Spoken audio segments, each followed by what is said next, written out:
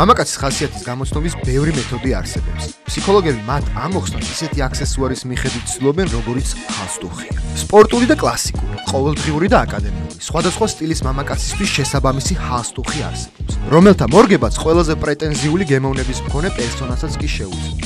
თუ თქვენთვის გინდათ, ანუ თან ცოტა კლასიკურად ვაკინდათ გამოვიყურებდეთ, შეიძლება აი ეს ხალხსტუხი, შეიძლება აი ეს ფერი და შეიძლება ეს.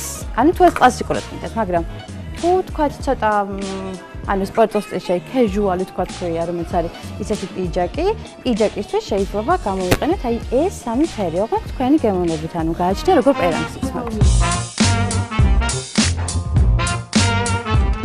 ფსიქოლოგები ამტკიცებენ, რომ მამაკაცები, რომლებიც პატარა ფიგურებიან, რომლებიან ან ორნამენტიან ხალხსტუხს ირჩევენ, ჩვეულებრივ თამდაბლები არიან. სხვების თანდასწრებით იშვიათად ბრაზდებიან და სისულელეებსაც თითქმის არასდროს ჩადიან. მამაკაცები, რომლებიც ერთი ფერის ხალხსტუხებს ატარებენ, ფსიქოლოგების აზრით პედანტობით გამოირჩევიან. ნაცრისფერი, შავი ან კრემისფერი ხალხსტუხი იმ მამაკაცებს მოსწონს, ვისთვისაც კარიერა ნომერ პირველი საზრუნავია.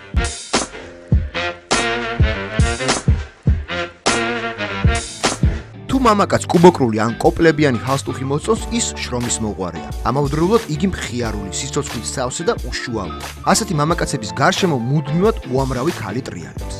ზოლებიანი ხალხსტუხის მოყვარული მამაკაცები კი კონსერვატორები არიან.